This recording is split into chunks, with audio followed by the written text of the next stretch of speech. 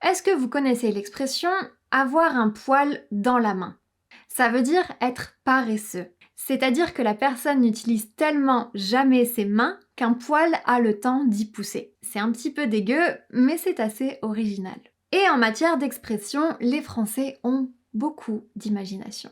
Aujourd'hui, on va voir 8 expressions très drôles et très utilisées par les Français.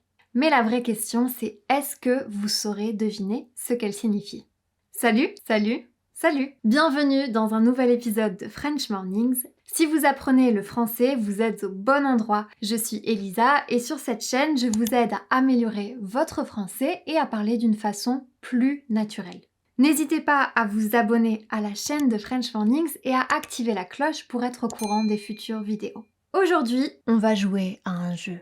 Vous savez peut-être que les Français adorent utiliser des expressions très imagées dans la vie de tous les jours et certaines d'entre elles sont vraiment très marrantes. J'en ai sélectionné quelques-unes pour vous et on va voir si vous arrivez à deviner le sens de ces expressions. Alors, installez-vous bien, prenez un petit café, pensez à activer les sous-titres si vous en avez besoin et c'est parti.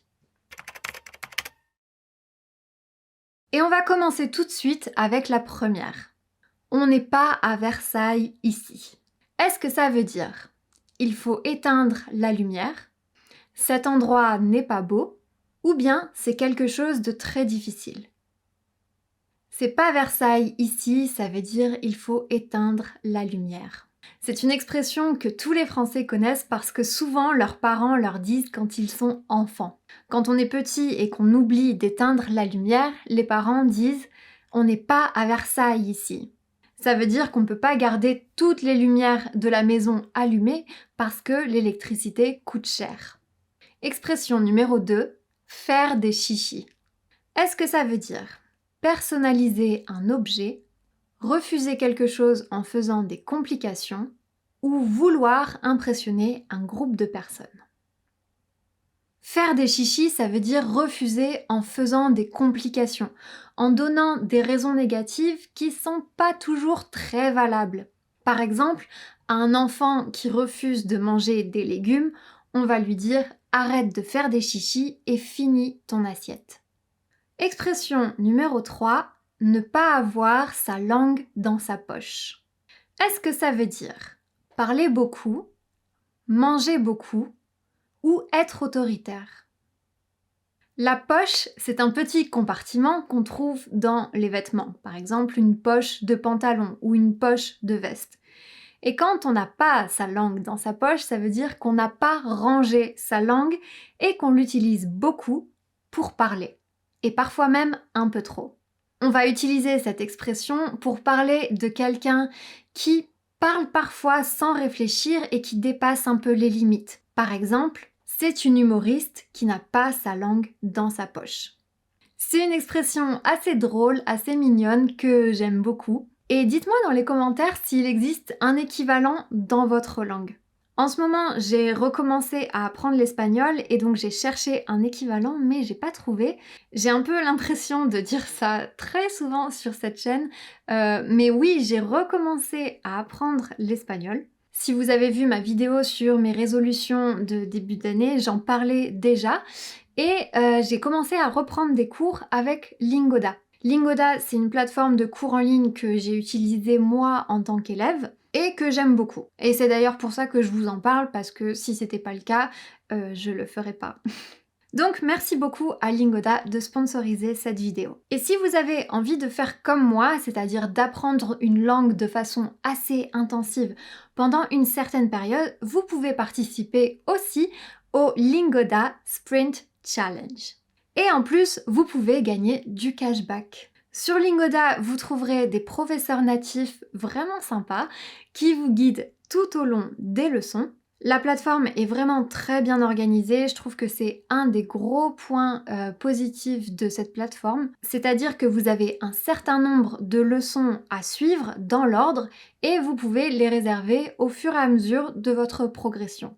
Pour recevoir le cashback du challenge, vous devez compléter le nombre de cours que vous avez prévu de prendre. C'est-à-dire que si vous réservez 30 leçons Pendant 2 mois, si vous assistez à toutes les leçons, vous gagnez 100% du cashback. Et si vous réservez 15 leçons et que vous assistez à toutes ces leçons, vous récupérez 50% du cashback. De mon côté, j'ai choisi de prendre le niveau A2 parce que je suis encore assez débutante, mais je pense qu'après 30 cours, je vais vraiment voir une différence.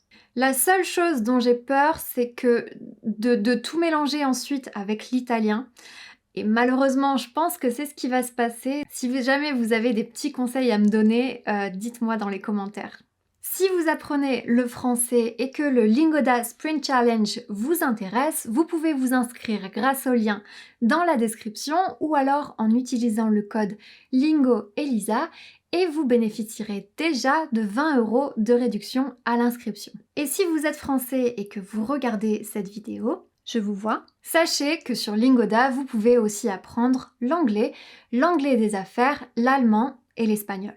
Expression numéro 4, se mettre la rate au courbouillon. Est-ce que ça veut dire ne jamais s'inquiéter de rien, se mettre facilement en colère ou bien se faire du souci, s'inquiéter? Se mettre la rate au courbouillon, ça veut dire se faire du souci, s'inquiéter. C'est une expression assez drôle et j'ai l'impression que beaucoup de personnes l'utilisent sans être vraiment sûres du sens. La rate, c'est un organe du corps humain qui est très important pour le système immunitaire. Et le courbouillon, c'est un bouillon dans lequel on cuit des aliments. Donc l'image ici, c'est qu'on met sa propre rate dans un bouillon. Ce qui peut être quelque chose, on imagine, d'assez douloureux. Mais on va utiliser cette expression principalement dans le sens négatif, c'est-à-dire qu'on va pas le faire. Par exemple, je ne vais pas me mettre la rate au courbouillon pour lui, c'est son problème, pas le mien. C'est-à-dire que je ne vais pas m'inquiéter pour quelque chose qui n'est pas mon problème, c'est le sien. Expression numéro 5, avoir les dents qui rayent le parquet. Est-ce que ça veut dire avoir très faim, avoir de grandes dents ou être ambitieux? Avoir les dents qui rayent le parquet, ça veut dire être ambitieux. J'aime bien cette expression, je trouve que l'image est assez drôle. Le parquet, c'est le sol. C'est un sol qui est fait avec du bois. Et on a cette image de quelqu'un avec des grandes dents, qui a des dents tellement grandes qu'elles rayent le parquet. On va utiliser cette expression pour parler de quelqu'un qui est prêt à tout pour réussir. Par exemple, il a l'air gentil, mais méfie-toi. Il a les dents qui rayent le parquet. Expression numéro 6, chercher midi à 14 h. Est-ce que ça veut dire être mauvais en mathématiques, rendre un problème simple encore plus compliqué ou vouloir faire quelque chose de trop difficile? Chercher midi à 14 h, ça veut dire rendre un problème simple encore plus compliqué. Sur une horloge, on pourra chercher longtemps midi à 14 h, on ne le trouvera jamais. Et c'est un peu l'image de cette expression. Quand on cherche midi à 14 h, c'est qu'on choisit le chemin le plus difficile pour faire quelque chose. On pourrait dire aussi pourquoi faire compliqué quand on peut faire simple. C'est le sens de cette expression aussi. Expression numéro 7, être au bout du rouleau. Est-ce que ça veut dire donner une mauvaise réponse à une question, voyager et vivre beaucoup d'aventures, ou bien être épuisé moralement et physiquement? Être au bout du rouleau, ça veut dire être épuisé moralement et physiquement. À l'origine, quand on parlait du rouleau, on parlait d'un bâton de bois autour duquel on enroulait des feuilles pour créer un rouleau. Et c'est d'ailleurs là aussi d'où vient le mot rôle, par exemple le rôle d'un acteur dans un film. Auparavant, au théâtre, on écrivait les rôles sur des parchemins qu'on distribuait aux comédiens. Les comédiens qui n'étaient pas les personnages principaux, mais plutôt les personnages secondaires, recevaient des petits rôles qu'on appelait rôlés. Ils étaient plus courts, avec moins de répliques.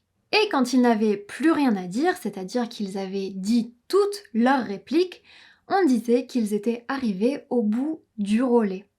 Et par la suite, on a utilisé aussi cette expression pour parler de quelqu'un qui était dans une situation où il ne savait pas quoi faire, où il n'avait plus rien à dire. Au 19e siècle, on a encore transformé cette expression, on a changé rouler par rouleau. Et à ce moment-là, quand on parle de rouleau, on parle des rouleaux qu'utilisaient les banquiers pour ranger les pièces. Et donc quelqu'un qui était arrivé au bout du rouleau, c'est quelqu'un qui n'avait plus d'argent. Maintenant, on l'utilise principalement pour dire qu'on est assez fatigué, épuisé. Par exemple, j'ai travaillé tard toute la semaine, je suis au bout du rouleau. Expression numéro 8, ça ne casse pas 3 pattes à un canard. Est-ce que ça veut dire ce n'est pas quelque chose d'exceptionnel, c'est très cher, ou c'est quelque chose de très bonne qualité. Ça ne casse pas 3 pattes à un canard, ça veut dire que c'est quelque chose qui n'est pas exceptionnel.